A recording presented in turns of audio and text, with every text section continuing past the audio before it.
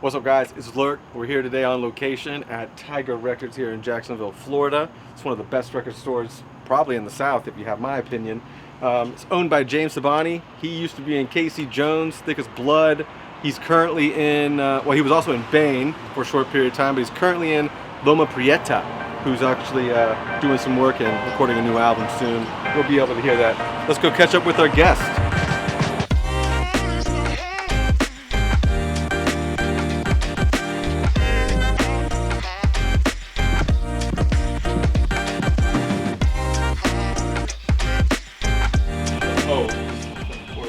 We're on. Oh, you gotta tell me these things are happening.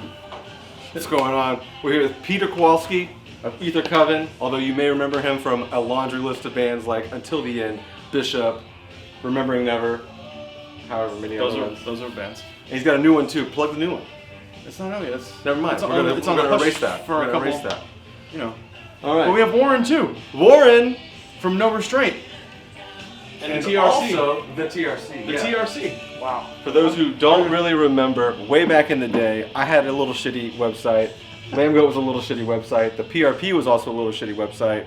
And this person, Warren, and another person, Matt, ran the TRC.net. Man, Way back in the day. TRC. I'm amazed that anybody remembers that, but shout out to anyone and everyone that remembers the TRC. And Matt and I both still like good music. So there Nice. you go. So the point of today is we're going to give, Lambgoat's going to give Pete $40. He's going to do some shopping around here. And we're going to ask him about what he's picking out.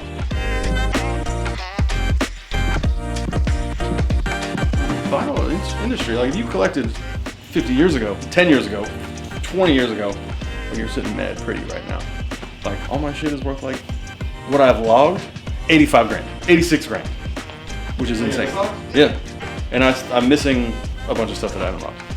But I just looked up this Page of the Lion record. I had to have my girlfriend go check because I guess I hadn't gotten to the P's yet. I started from the beginning, started from the end, meeting in the middle somewhere. Logging? Yeah. So, either way. Well, we gave him $40, so he's going to get closer to his goal of securing all of his records.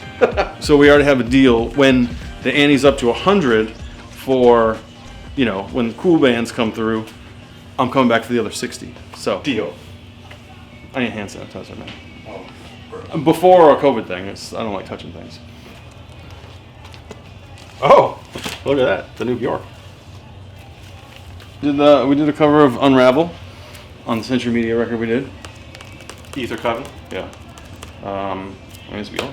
Nice. She's like the ultimate avant-garde weirdo. Every record sounds completely different. Her breakup record might be the best one. I think all breakup records are the best ones. Like Acacia Strain, Mouth Eater, everything. I don't know. Bjork. Just breakup records, like, cause it Emotion. Oh, the Ether record of my situation. I don't think that's her best one, but it's okay. There's just a lot going on and everything hurts. Like, I feel like Pain brings good music, huh? yeah, I feel like all my records are breakup records, but like not necessarily with people. Right. Like the last Ether record's like a breakup record about life. Pete, what makes a good record store? Good question. I think a good curating. Obviously, I think that's super important. Having a good mix of like old stuff, new stuff. You gotta have new stuff. Otherwise, you're gonna have the same dusty old fools coming in and be like, oh, I need a Steely Dan record. Like, you don't need that. Check the Dollar Bin in Goodwill or whatever. Yep. I mean, honestly, just aesthetics are super important. Everything's super neat here. Like, everything's interesting looking here. Yeah, a good record shop. It's gotta look nice, have good stuff. New and old. Used and new is also, because it's real difficult to like find stuff when you have such a huge collection. Like, you need to find older stuff that like, you're not gonna go to like a store with mostly new stuff and find what you're looking for. All right. It's not gonna happen. Unless it's new. Unless it's new. But if I'm looking for some old shit and I don't want like a brand new 350 gram something or other gatefold extra tracks, like they just do anything to like make repress stuff. Like I got some Sepultura. I got Roots, and it's like a repress. And there's like all these extra tracks and like instrumental tracks, demo tracks. I don't need all that. I just want the record on vinyl. But I mean, I guess this is the way of the world. But Yeah. such is life. What are you gonna do? Move on. Move on. Speaking of moving on, next record. Let's pick another record out, I guess. Let's pick I'm gonna put this down. This is a good mix. Tyler Childers, the brand new one. Mm-hmm. I heard a couple singles, but he's like a country folk dude. You're big into that a little bit. I mean, I love it. I mean, I've always been like super into everything. Mm-hmm. But in my older years, I started appreciating country and like more rootsy country, not like Outlaw country, not the. yeah. I mean, I don't like to use that term because like it gets a little sketchy and Punisher skulls and blue lines and shit. I feel like True, these people I are get you. real sketchy.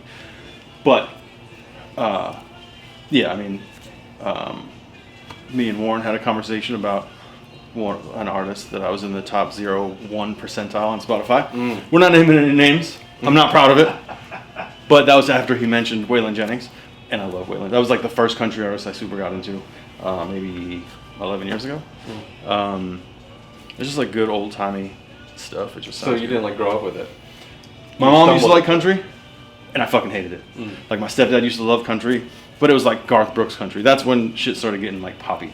So I think I knew at a young age, like, oh, this is bullshit. Like, I don't want any part of this. So I was just like super anti-country. I grew up listening to like metal and stuff, and then hardcore. But so country was never on my radar. I fucking hated it. And then you get old, and you're like, oh, country's not too bad, But yeah, cool. I'm very excited about this Tyler Childers record. It's a triple disc. Yeah, I'm about to say, you're getting the big, thick. Well, apparently this is the vinyl. only one. Oh, there we go. Definitely copping that. Little outlaw country.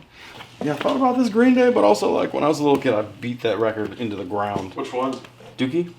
That's the only one I would buy. That one, maybe an Insomniac. Also, this is so sick.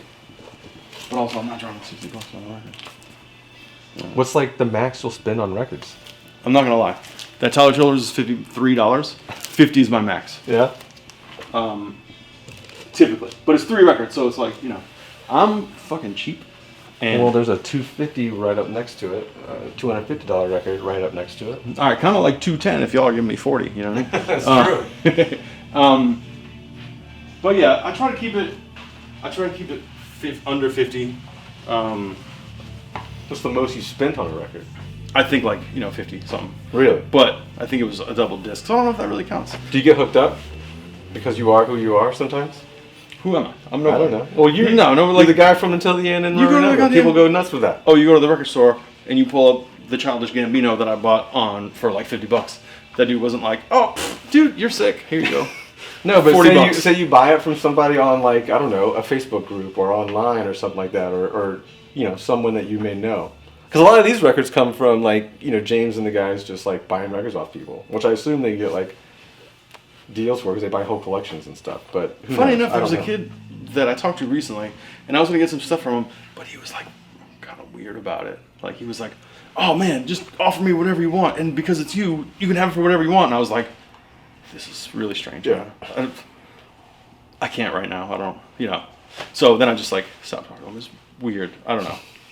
People get a little weird. I mean, it's appreciated. And it's it's cool, but like sometimes it's a little weird. But no, I don't. I do want, if anybody works at a record store and wants to give me some discounts, because Yeah, well, I'm when fine you're on with that. tour. Speaking of which, when you're on tour, what are some of the good record stores you've gone to throughout the country? Oh, I was going to say, you're speaking of throughout the country, but the best record store I've ever been to in my entire life is a chain, but it's in Japan, called Disc Union. Amazing. They got so much crazy I stuff. hear they got a lot of good like metal and death metal records over there. I remember getting like VOD Imprint, Madball, Look My Way, Sons of Abraham, the only full length they put out, like just like tons and tons and tons and tons of good shit, all like pretty cheap. Yeah. But record stores here, $5 bin. I mean, not the bin, but $5. So he shits on Steely Dan, but goes for Duran Duran. Are you joking? No, I'm just correlating. Duran Duran is. I'm not like a huge fan. I hate the '80s for the most part. Mm-hmm. A lot of terrible music. What's that got on it? Hungry Like the Wolf? Yeah, of course. It does have it on there. Nice. It was like the number one song. I didn't know if you were gonna get the main album. You know, maybe it was gonna be like a rough B-side or. I was just telling Warren also. I have that record. That song is instrumental on it for some reason. It's the only one that's instrumental. It doesn't mention that it's instrumental. It's just it's like, where are the fucking words? Like, it's a good song. It's a good karaoke record. But Duran Duran, like, this was one of the only things I liked from the '80s that was like poppy and whatever. Being a child when I had older sisters, Duran Duran reminds me of like my elder sister, the middle child. But so like it's one of those things where I like got from her, I guess. But from like both of my sister's boyfriends, it was just like metal, Iron Maiden, Judas Priest. So this is the one thing I get from my sister, and a little bit of Motley Crue. But that's that weird. We'll let that slide. That is that. Oh, look at this gem. I know. Yeah. I just recently got reconnected with Mike Ski. I was sent that record many years ago. It's great. It's different. But it is. And that's what we're getting. A fucking punk classic. I don't even like punk music. But this record is. This is a 10/10 record. Those ska songs, which aren't really like, they're like more traditional ska. Ska. So nice. Rancid ska. Totally fine. I feel you. Totally fine. I'm never going to fucking put on Real Big Fish. It's not a thing. Orlando. Park Ave CDs. Mm-hmm. Oh yeah. It was called CDs when, they had to keep the name. It was cool. When CDs were, no offense, it's my favorite record store in Florida. You don't have to hush. Oh, I know. Nothing. It's chill. I love Tiger Records, but This is my favorite record store Park in Ave. Florida. it's big. It's a legacy store for Florida. You know what I mean? Of course. No, I understand. This is like a record. They This is got like lots of David Allen Co records for people. Shh. We won't talk about that. Planet Retro in Tampa is really good. I've never been there. I've been to Daddy Cool's. Okay. Definitely hit Planet Retro. Also had good bootlegs. I kick myself. Where's Anytime I think of that? it. Oh, St. Pete, not Tampa. Okay. Because they had Alice in Chains self-titled, and I didn't get it. I was like, I'm not dropping $50 on this record right now. I was like, I'm sure I'll find it again. Never. Well, I'm sure you can find it on Discogs for a lot more. I think they probably blocked the sale because it's like a bootleg, so they like to be fuckers about that. Vinyl Conflict in Richmond. That's like the spot to, like, anytime you're going to Richmond, that's the spot. Should name somewhere and I'll tell you. Celebrated Summer in Baltimore. Who's got better, East Coast or West Coast, in your opinion? Well, when you say West Coast, you gotta say Amoeba.